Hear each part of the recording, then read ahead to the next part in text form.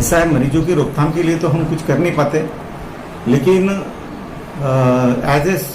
Mayo hospital के board member होने के कारण मैं वहाँ पर जो भी मरीजों की शिकायतें हैं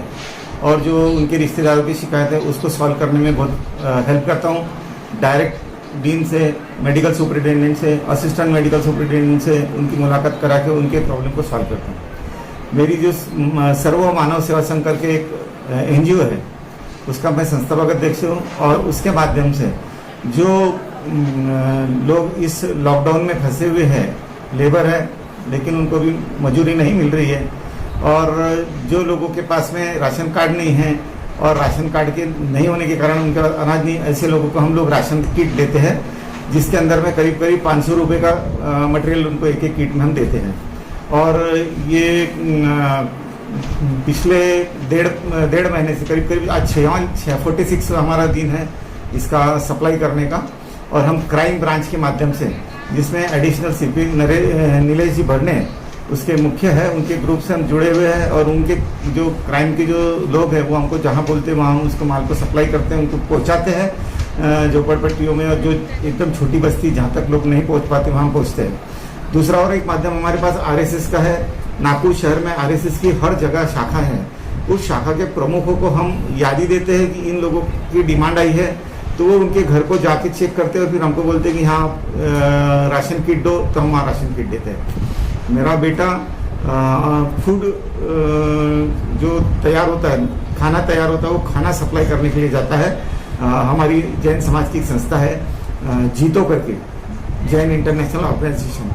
उनके माध्यम से रोज 2 से 2,500 खाने के पैकेट बनते हैं, वो बांटने के लिए मेरा बच्चा भी जाता है। तो इस तरीके से हम लोग इन लोगों के मतलब सतरंजीपुरा से 5 लोगों की राशन किट के लिए रिक्वायरमेंट आई थी और वो क्राइम ब्रांच कलमना से आई थी। तो एक बार तो थोड़ा सा डर लगा कि वहाँ कैसा भेजना, और हमारे जो कार्यकर्ता हैं उनके माता पिता भी थोड़ा सा संकोच करते कि ऐसे एरिया में हमारे बच्चों को मत भेजो। तो मैंने अपने गाड़ी में वो भर के उनको वहाँ पर जो चौक पे होटल है सुनील होटल, वहाँ पर उन लोगों को बुलाया और वहाँ पर मैंने उनको किट दी। तो ऐसे भी हम लोग मदद कर रहे हैं, लेकिन वो जो एरिया है हॉट एरिया, वहाँ से डिमांड ही कम आ रही है, क्योंकि उन लोगों की वहाँ पर जो रिक्वायरमेंट है उसको बाहर तक पहुँचाने वाले व्यक्ति अभी तक वहाँ है नहीं। तो ऐसे में उनको समस्या तो बहुत बड़ी है, और चूंकि वो इस समस्या के लिए खुद ही जिम्मेदार है, उन्होंने इस समस्या को बढ़ाया है, इस वजह से ये सारी प्रॉब्लम खड़ी हो रही है। अपना पारडी के आगे जो पुलिया है, नेशनल हाईवे का जो नया ब्रिज बना है, वहाँ पर वहाँ की एक पंचायत समिति की सदस्य है भारतीय जनता पार्टी की, उसने वहाँ स्टॉल लगा के रखा है। ग्राम पंचायत वालों ने वहाँ पर उनको पेंडाल बना के दिया हुआ है, और वह रोज जो लेबर आ रही है करीब करीब 2 से 4 हज़ार लेबर को वो खाना खिला रही है। सवेरे हम लोग नाश्ता पोहा पहुँचाते हैं उन लोगों को, और हमारा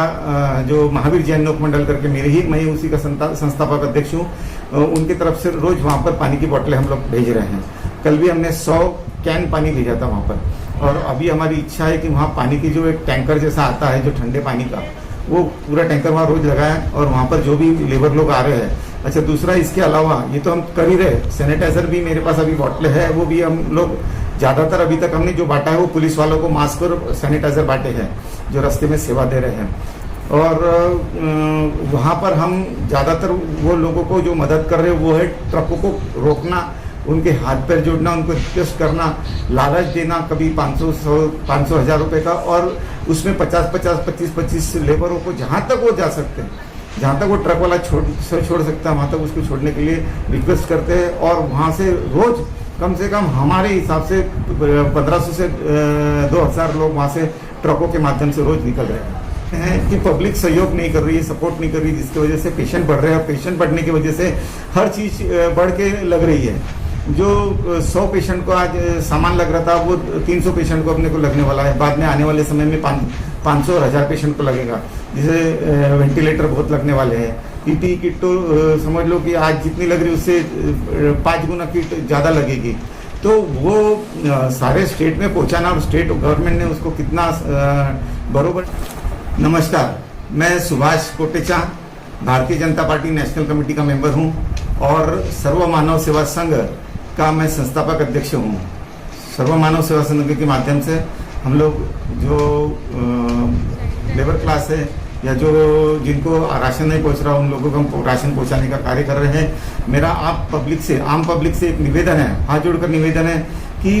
इस कोरोना से अगर हमको जीतना है तो आप लोगों को सबको सुरक्षित रहना पड़ेगा, अपने घर में रुकना पड़ेगा, बेवजह बाहर नहीं निकले,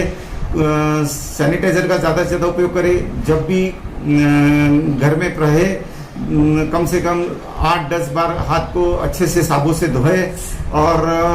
जिससे भी बात करें मास्क लगा के बात करें और सोशल डिस्टेंस के साथ में एक दूसरे से दूर रह के ही व्यवहार करें। अगर हम ये सब बातें करेंगे जो कि हमको बार बार टीवी के माध्यम से और मोबाइल के माध्यम से बताया जा रहा है, उसी प्रकार गवर्नमेंट ने एक ऐप निकाला है, निर्मित की है, उसको भी आप अगर डाउनलोड करेंगे तो आपको भी उसका बहुत बड़ा फायदा होगा। अपने आजू बाजू में जो भी इस प्रकार का अगर कोई पॉजिटिव मरीज होगा तो उसकी हमको सूचना मिल जाती है और हम उससे सावधान रह सकते हैं। हमको भी अगर कोई